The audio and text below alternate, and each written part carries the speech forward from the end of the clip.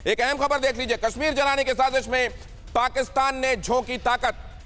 America और London से हो रही है कश्मीर के खिलाफ बड़ी साजिश। पाकिस्तानी लॉबिस्ट विदेशों से रच रहे हैं ये खौफनाक षड्यंत्र। कैसे हो रहा है ये? कश्मीर में खून खराबे के लिए लॉबिस्ट ने कैसी रणनीति बनाई है?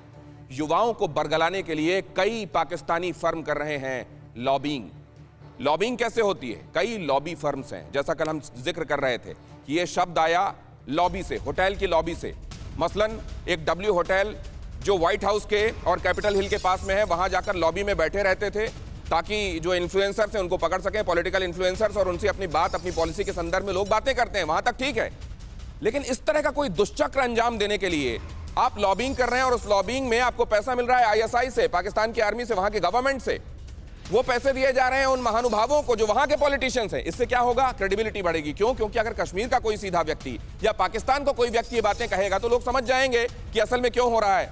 लेकिन अगर वही बात किसी सीनेटर से कहलवा दी जाए, यूरोपियन यूनियन से के किसी लीडर से कहलवा दी जाए, ब्रिटेन में किसी मेंबर ऑफ पार्लियामेंट से कहलवा दी जाए, तो उसमें क्रेडिबिलिटी आ जाएगी। क्रेडिबिलिटी का खेल, नकली क्रेडिबिलिटी जनरेट करने का खेल। इंडस्ट्री से जुड़े हुए खिलाड़ी एक वेल ऑयल्ड नेटवर्क चला रहे हैं। पाकिस्तान की सरकार, फौज, ISI, इनका सीधा समर्थन इनको मिलता है।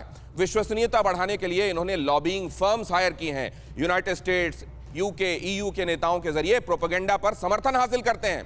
प्रोपेगेंडा फैलाने के लिए ISI खरबों रुपए झोंकती है। पाकिस्तानी और कथित दलित एक्टिविस्ट को भी इसमें जोड़ा गया, खालिस्तानियों को भी जोड़ा गया, ताकि यह कहा जा सके कि एट्रॉसिटीज जहां भी इंसान के खिलाफ हो रही हैं हम आवाज उठा रहे हैं। केवल कश्मीर की बात नहीं है, CIA के एजेंट्स तक को तोड़कर खुद में मिला चुके हैं ये लोग। आप समझिए, CIA जिनकी इंटीग्रिटी, क्रेडिबिलिटी को बेजोड़ माना जाता है, उसके एजेंट्स को तोड़कर अपने साथ मिला लिया और अपने एजेंडा को पुश कराया। कई इंडियंस को भी लालच और दबाव में इन्होंने अपने साथ शामिल करने की कोशिश की है।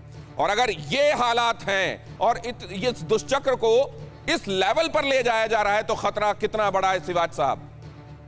बहुत बड़ा खतरा दिनेश। इसको आपको लार्जर पिक्चर देखना पड़ेगा। ये जो ISI है इसके बड़े हाथ है और इसने बड़े इंटेलिजेंट वे से पूरे यूरोप के अंदर, अमेरिका के अंदर और मिडिल ईस्ट के अंदर एक प्रकार अपना जाल बिछा रखा है। और ये जो ऐसे आप बोले कि सेनेटर्स को, MPs को और कहीं ना कहीं रिपब्लिकन, डेमोक्रेट दोनों को कांग्रेस में, अमेरिका में ये इन्फ्लुएंस करते हैं, उनको पैसा देते हैं। इनके पास ड्रग्स का पैसा, एक बंदे को इतना पैसा देते हैं, उसको खरीद लेते हैं और वो आपकी बातचीत करता है और जो चीज झूठ है वो सच लगने लगती है और उसकी क्रेडिबिलिटी आती है। और ये एक बड़े लार्ज स्केल पे हो रहा है और इंडिया में जो हमारी इंटेलिजेंस एजेंसी थी वो बहुत धीरे थी इसको काउंटर करने के लिए और कहीं ना कहीं हमारी डिफेंसिव एटीट्यूड थी, हम प्रोएक्टिव नहीं थे। मगर ये लास्ट 10 साल में काफी कुछ बदला हुआ है। अभी हम प्रोएक्टिव आए हैं, हम ये स्ट्रेटेजी करके आए हैं कि हम उसको कट करें जहां से, सोर्स से, चाहे वो सिक्स फॉर जस्टिस है। अगर आप देखें जिस प्रकार से जर्मनी में, कनाडा में, इंग्लैंड के अंदर ये जो खालिस्तान मूवमेंट को बढ़ावा दिया जा रहा था वो अभी खत्म हुआ है लास्ट 6 महीने में, जब इंडियन गवर्नमेंट ने बहुत प्रेशराइज किया है और उन गवर्नमेंट को डायरेक्ट कम्युनिकेट किया। तो मतलब ये है दिनेश, ये पैसे का खेल है और ये जो बहुत पैसा लगा रही है ISI और इन सेनेटर्स को और MPs को भी खरीद रही है और किसी तरीके से ये ड्रग का पैसा है। इससे क्या है कि ये एक जहर फैलाते हैं कश्मीर घाटी के अंदर। जो चीज वहां नहीं हो रही उसको इमेजिनरी प्रोड्यूस करते हैं और वो दिखाते हैं कि वो हो रही है। और आप बिल्कुल सही कह रहे हैं सर। अब जैसे इन्होंने पाकिस्तान के एक ट्विटर हैंडल से ट्वीट किया गया और ऑफिशियल ट्विटर हैंडल से ट्वीट किया गया कि देखिए किस तरीके से पैलेट गन्स के जरिए वहां पे एक महिला को मारा गया और उसके पूरे चेहरे पर चोट आई है। एक्चुअली वो पैलेस्टाइन का मामला था जी, बिल्कुल। लेकिन इसको जब तक, और आज तक सर ये भी हैरानी की बात है कि ट्विटर ने इस तरह के किसी भी वीडियो को मैनिपुलेटेड करार, मैनिपुलेटेड मीडिया टैग भी नहीं किया सर। बिल्कुल ठीक करो, बहुत ठीक बोला दिनेश। ये सच्चाई है कि एक विडंबना है कि हम इसको अच्छी तरीके से काउंटर नहीं कर पाए। मगर अब टाइम आ गया है कि जो भारत की इंटेलिजेंस एजेंसी है, भारत की गवर्नमेंट है, भारत की डिप्लोमेसी है, आज इसको काउंटर कर रही है हर स्फेयर में और इसीलिए इनको एक्सपोज किया जा रहा है। अभी आप देखो NIA ने हुर्रियत कॉन्फ्रेंस को एक प्रकार से हिस्ट्री बढ़ा दिया।